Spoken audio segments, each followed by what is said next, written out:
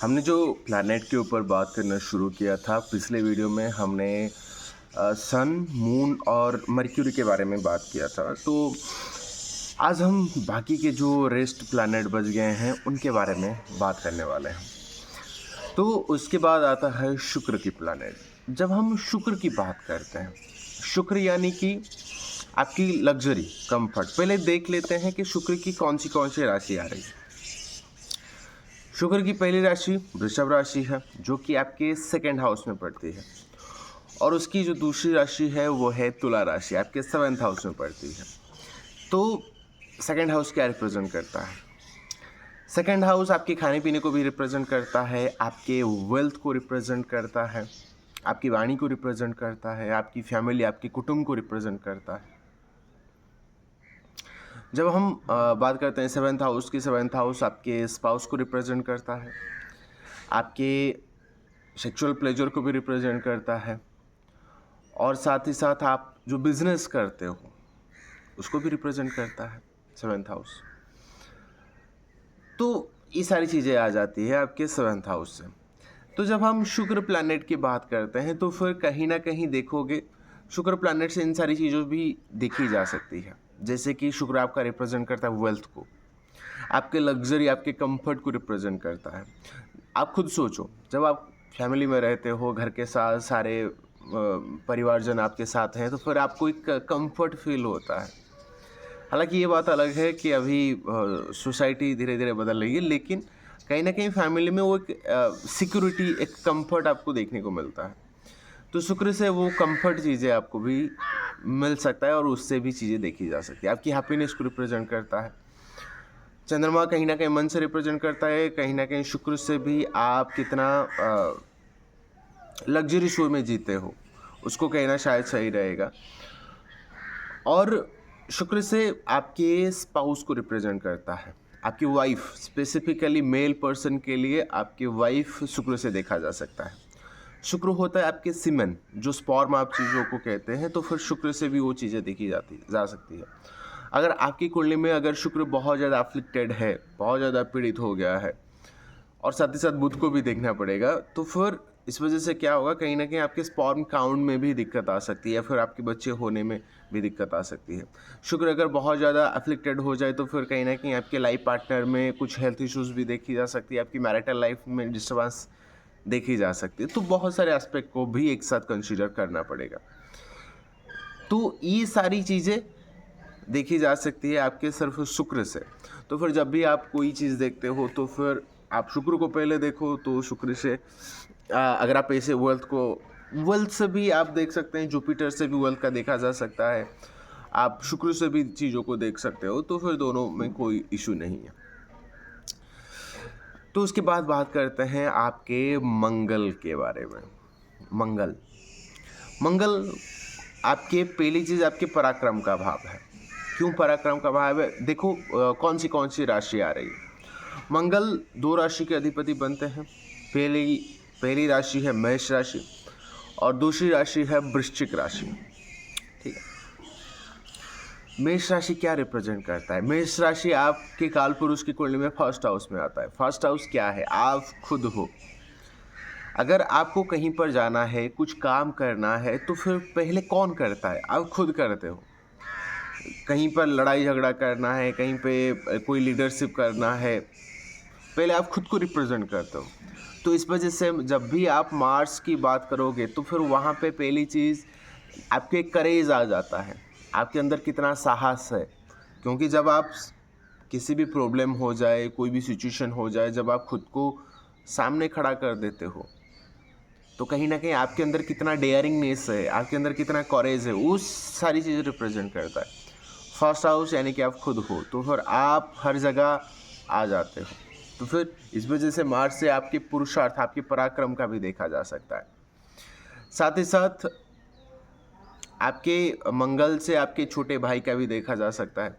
अगर आप वीएनएन करते हो या तो फिर कहीं ना कहीं मंगल से कुछ चीज़ों में आप अपने स्पाउस का भी, मतलब फीमेल के लिए आप अपने हस्बैंड का भी देख सकते हो मंगल से। क्योंकि मंगल ऊर्जा के कारक है। क्योंकि इन जनरली हम फीमेल्स को एक फेमिनाइन एनर्जी के हिसाब से लेते हैं और आपका जो हस्बैंड है, तो फिर कहीं ना कहीं उनके अंदर थोड़ा सा मैस्कुलाइन एनर्जी आपको देखने को मिल सकता है। तो इसी वजह से मार्स से भी आप देख सकते हैं कि आपके हस्बैंड का नेचर कैसा होने वाला है, उनकी टेंडेंसी कैसे होने वाली है। तो मार्स से भी ये सारी चीज़ें आप देख सकते हो। अगर आप छोटे भाई का भी देखना चाहते हो तो फिर आप देख सकते हो मंगल से, छोटे भाई के लिए। मंगल को से भी आप देख सकते हो आपके लैंड का, ठीक है, भूमि के कारक, भूमदेव उनको कहा जाता है मंगल को। तो भूमि से भी आप मार्स को रिलेट किया जा सकता है। आप कोई लैंड परचेस करना, क्योंकि देखो क्या होता है, एक होता है हाउस और साथ ही साथ उसके कुछ चीज़ों के कारक बनते हैं। जैसे शुक्र सीमेंट के कारक बन गए, आपके लाइफ पार्टनर्स मतलब वाइफ के कारक बन जाते हैं। मंगल बिल्कुल उसी तरह आपके लैंड, आपके प्रॉपर्टी के भी कारक बन जाते हैं। तो ये सारी चीज़ें मंगल से देखा जा सकता है। और मंगल की जो दूसरी राशि आ रही है, दूसरी राशि आपके अष्टम भाव में आ रही है। अष्टम भाव यानी कि वृश्चिक राशि। वृश्चिक राशि, जरा सोचो कि वृश्चिक कैसा है। वृश्चिक जिसके अंदर पेशेंस की कम, मतलब भागना दौड़ना, ये चीज़ वो चीज़ वो चीज़। देखोगे आप वृश्चिक को, कभी देखोगे स्कॉर्पियो कभी एक जगह पर टिक के नहीं रह सकता है, उसको भागा दौड़ी करनी होती है। तो फिर जब भी आप मंगल की कंसीडर करते हो, मंगल को देखते हो, तो कहीं ना कहीं देखोगे उनके अंदर रेस्टलेसनेस है, उनके अंदर पेशेंस की कमी आप देख सकते हो। अगर कहीं ना कहीं आप देखोगे लग्न से या फिर आपके 7th हाउस से या फिर लग्न को मंगल एस्पेक्ट कर ले, तो फिर देखोगे कि आपको सारी चीज़ें तुरंत चाहिए, ठीक है। आपके अंदर पेशेंस की कमी हो जाएगी, मुझे ये चीज़ करना है, वो चीज़ करना है। अगर आपका मेष लग्न हो, वृश्चिक लग्न हो, लग्न में आके मंगल बैठ जाए, तो फिर पर्सनालिटी तो वो एनहांस कर देगा और सारे काम करने के लिए आप तैयार हो जाओ। ऐसा कोई काम नहीं है जो आप नहीं कर सकते हो, वो बिल्कुल आपके अंदर भरपूर दे ही देता है अगर मंगल लग्न में जुड़ जाए। लेकिन दिक्कत कहाँ पे आती है, अगर लग्न में मंगल बैठ जाए और शनि कहीं ना कहीं उसको देख ले लग्न को, तो हो गया काम तमाम। मंगल आपके अंदर पेशेंस की कमी कर देगा, आपको तुरंत सारी चीज़ें चाहिए। और शनि लग्न को देख के कोई काम सही वक्त पर होने नहीं देगा। यहाँ पे काम नहीं हो रहा है और आपके अंदर बेचैनी भरी हुई है, तो फिर वो ज़्यादा बहुत प्रॉब्लम क्रिएट कर देता है। तो ये हो गया मंगल।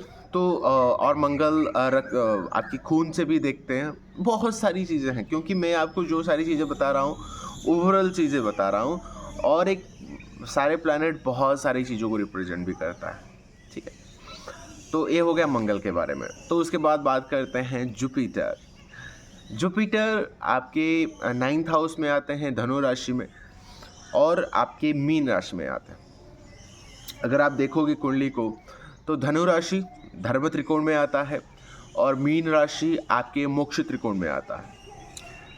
धर्म त्रिकोण यानी कि आपके अंदर धर्म की भावना आ जाएगी, आपके अंदर स्पिरिचुअलिटी, क्योंकि मीन राशि भी आ रही है, मीन राशि स्पिरिचुअलिटी की राशि है। तो फिर आपको धर्म काम करने में, धर्म से जुड़कर काम करने में, क्योंकि गुरु ज्ञान है, मर्क्यूरी बुध यानी कि बुद्धि है, गुरु आपका ज्ञान है। तो फिर ज्ञान ही आपको सद्मार्ग दिखाता है, ज्ञान ही आपको सही रास्ते पर लेके चलता है। आपको धर्म के रास्ते पर चलने के लिए गुरु ही आपको गाइड करता है। देखोगे जितना मैंने एक्सपीरियंस किया है, जितनी कुंडली, बहुत सारी चीज़ें जितना भी देखा है मैंने, एक चीज़ मैंने पाया है, हो सकता है आपकी कुंडली में कुछ नेगेटिव योग बने हुए हैं, या फिर बहुत सारे, मतलब आप ऐसे प्रेडिक्ट कर लोगे कि हाँ कि पर्सन गलत काम कर सकता है, ठीक। लेकिन अगर वहाँ पे गुरु आपके अगर आत्मकारक बन जाते हैं, गुरु आपके लग्न में बैठ जाते हैं, या फिर गुरु अगर बहुत ज़्यादा अफ्लिक्टेड नहीं है और कहीं ना कहीं आपकी चंद्रमा को भी देख रहे हैं, तो देखोगे आप कोई गलत काम करने से पहले बहुत बार सोचोगे कि नहीं नहीं ये चीज़ें गलत है, नहीं करना चाहिए। तो ये चीज़ अच्छी बात होती है, गुरु कहीं ना कहीं आपको सही रास्ते पर ले आता है, धर्म के रास्ते पर ले आ जाता है। तो गुरु बहुत सारी चीज़ों को, बहुत नेगेटिव चीज़ों को वो नॉलिफाई कर देता है, जो कि बहुत अच्छी एस्पेक्ट है। लेकिन अगर गुरु अगर पीड़ित हो जाए और दूसरे माइलेफिक कंडीशन में बैठ जाए और कहीं ना कहीं लग्न पीड़ित हो जाए या फिर कोई और प्लैनेट पीड़ित हो जाए, तो फिर आपको रॉन्ग चीज़ों में इन्वॉल्व होने से कोई रोक नहीं सकता। ये कहीं ना कहीं आपको देखने को ज़रूर मिल सकता है। और गुरु आपका ज्ञान भी सेक्रीफाइस करता है, बहुत सारे आपको मोक्ष आध्यात्मिक तरफ ले जाता है। गुरु से आप देख सकते हैं, गुरु संतान के कारक बनते हैं, आपके धर्म के कारक बनते हैं, आपके अर्थ के भी कारक बनते हैं। तो ये सारी चीज़ें गुरु यानी कि सब कुछ दे देता है। हालांकि अभी वीनस को लोग कंसीडर ज़्यादा करते हैं पैसों के मामले में, लेकिन वैदिक एस्ट्रोलॉजी में कहीं ना कहीं आप देखोगे गुरु से भी धन का भी देखा जा सकता है, क्योंकि आप देखोगे ना, जहाँ पर ज्ञान है वहाँ पे कहीं ना कहीं पैसा आ ही जाता है। हालांकि यहाँ पे बहुत ज़्यादा सारा कंट्रोवर्सी हो सकती है, लोग आर्गूमेंट करना शुरू कर देंगे, लेकिन हाँ, वैदिक एस्ट्रोलॉजी में गुरु से भी आप धन का देख सकते हैं, संतान के भी कारक बनते हैं, और लड़कियों के लिए उनके हस्बैंड के भी कारक का भी देखा जा सकता है वैदिक एस्ट्रोलॉजी में। और एक मैं पढ़ रहा था कहीं पर, वहाँ पे लिखा गया था कि मतलब वो कह रहे थे कि अगर आप गुरु जिस भी राशि में हो तो फिर लड़कियाँ चाहते हैं कि उनका स्पाउस, उनका लाइफ पार्टनर वैसा होना चाहिए, फिर वैसा पर्सन वो चाहती हैं, लेकिन उनको मिलता कैसा है? मंगल जिस राशि में बैठा हुआ हो। हालांकि ये कितना ट्रूथ है, कितना ऑथेंटिसिटी, आप खुद अपनी कुंडली में आजमा के ज़रूर देखिएगा और आप बताइएगा खुद। तो ये थी, और गुरु से ये सारी चीज़ें आ जाती है। गुरु ओवरऑल आपको सारी चीज़ों के में गुरु ग्रोथ देता है। गुरु से, जुपिटर से आपकी पेट का भी देखा जा सकता है। ये हो गया गुरु के बारे में। अब आखिर में बात करते हैं आपकी जो लास्ट जो प्लैनेट है सैटर्न, फिर बाद में राहु केतु आ जाता है, लेकिन अभी सैटर्न की बात करते हैं। सैटर्न उसकी दो राशियाँ आती है, एक दसम भाव में एक मकर राशि है और दूसरी है कुंभ राशि, यानी कि एक कर्म का अधिपति है और दूसरा है आपका कामनाओं का भाव है, 11th हाउस प्रॉफिट्स का है।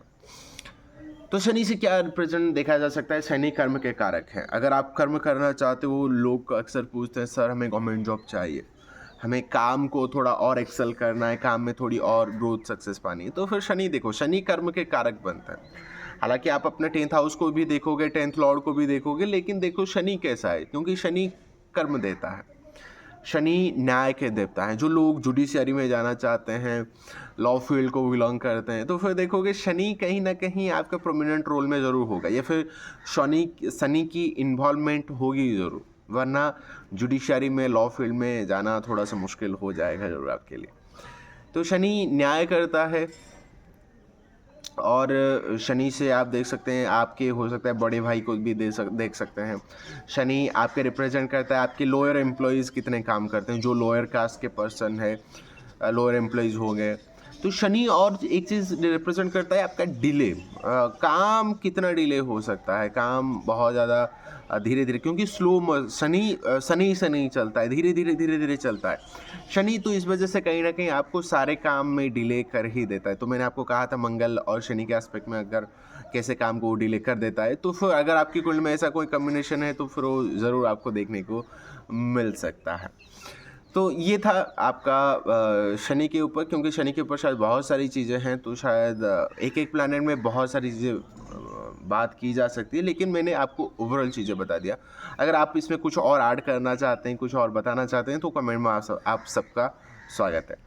और दो प्लैनेट बच गए, एक हो गया राहु और दूसरा हो गया केतु, ठीक है। आप देखोगे कुछ एस्ट्रोलॉजर, कुछ किताबों में आपको देखने को मिलेगा कि राहु वृषभ राशि में उच्च के हो जाते हैं, और कुछ लोग मिथुन राशि को भी कंसीडर करते हैं। तो लेट्स अज्यूम दैट वृषभ और मिथुन दोनों को ही हम कंसीडर कर लेते हैं। और केतु के लिए आपका वृश्चिक राशि और धनु राशि, ये दो राशियां हैं जहां पर केतु को बहुत ज़्यादा बल मिल जाता है, या फिर केतु को हम ज़्यादा उच्च के वहाँ पे वो हो जाते हैं। तो राहु क्या करता है? राहु देखोगे वृषभ राशि आपको क्या रिप्रेजेंट करता है? वृषभ राशि रिप्रेजेंट करता है आपकी वेल्थ को, और थर्ड राशि आती है जेमिनी, जो कि मिथुन राशि है। मिथुन राशि क्या रिप्रेजेंट करता है? मिथुन राशि है आपकी कम्युनिकेशन का, ठीक है। और वृषभ राशि भी आपकी कहीं न कहीं वाणी के हाउस में आ जाती है। तो राहु के लिए बस एक ही चीज़ कहा गया है, मतलब जो ज़्यादातर यूज़ किया जाता है कि राहु अगर कहाँ कहीं पे भी बैठा हो, राहु शनिबत भी होता है जहाँ पर वो स्मोकी कंडीशन क्रिएट कर देता है, जहाँ पर वो कन्फ्यूजन क्रिएट करता है। लेकिन राहु अक्सर ये कहा जाता है, देखने को मिलता है, राहु आपकी कुंडली में जिस भी हाउस में बैठा हो, देखोगे वहाँ पर आप बोलना शुरू कर देते हो। क्यों बोलना शुरू कर देते हो? क्योंकि राहु वृषभ राशि और मिथुन राशि दोनों में दिया जाता है, जहाँ पर वो कम्युनिकेशन, बोलना, बातें, ये सारी चीज़ें आ जाती हैं, ठीक है। तो कहीं न कहीं देखोगे वो चीज़ आप बोलना शुरू कर दोगे, उस चीज़ के ऊपर बातें करना शुरू कर दोगे। खुद आप ये अपनी कुंडली में अप्लाई करके देखो कि राहु आपके किस किस हाउस में बैठा है। देखोगे वहाँ पर आप वाणी आपकी बातें वहाँ पे बहुत ज़्यादा शुरू हो जाएँगे। हालाँकि हम आगे चल के देखेंगे हर एक प्लैनेट किस हाउस में बैठ के क्या रिज़ल्ट देता है, क्या नहीं देता है, वो बाद में देखेंगे, लेकिन आप अभी चाहो तो टेस्ट कर सकते हो।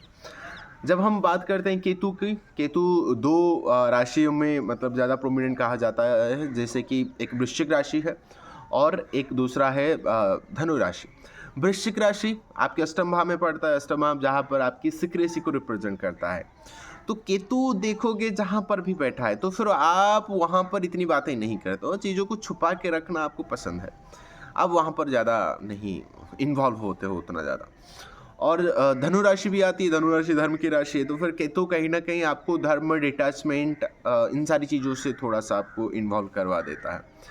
केतु के पास केतु को भी कहा जाता है गुरु का चेला। जुपिटर और केतु बैठ जाए तो फिर गुरु चेला दोनों साथ बैठ जाए। तो कहीं न कहीं देखोगे केतु आपको धर्म से कनेक्ट करना, स्पिरिचुअलिज़्म में ले आना और साथ ही साथ आपको उस चीज़ों के बारे में आपके पास डेप्थ नॉलेज होगी, या फिर आपके पास वहाँ पे बहुत सारा नॉलेज है, लेकिन आप वहाँ पे रिप्रेजेंट नहीं करते हो, सामने वाले को बताते नहीं कि हाँ ये चीज़ें ऐसी है वैसी है। तो ये है केतु के बारे में। और भी बहुत सारी चीज़ें हैं। केतु जहाँ पे है कट करता है, और राहु जहाँ पे बैठता है कहीं ना कहीं कन्फ्यूजन क्रिएट कर देता है, वो चीज़ों को एम्पलीफाई भी कर सकता है। बहुत सारी चीज़ें हम देखेंगे जब हम पर्टिकुलर प्लैनेट के ऊपर डेप्थ में एनालिसिस करेंगे। तो ये था आपका ओवरऑली प्लैनेट के ऊपर कैसा रहने वाला है, क्या था क्या नहीं था, हमने सारी चीज़ें डिस्कस कर दी। उम्मीद है आपको पसंद आया होगा। और कहीं पर अगर आप कुछ ऐड करना चाहते हो तो बिल्कुल आपका स्वागत है, आप बेशक ऐड करिए ताकि लोगों का नॉलेज और एनहांस हो सके। तो नेक्स्ट सेशन में, नेक्स्ट वीडियो में बात करेंगे किसी और एक प्लैनेट के ऊपर। तो थैंक यू, मिलते हैं नेक्स्ट वीडियो में। नमस्कार।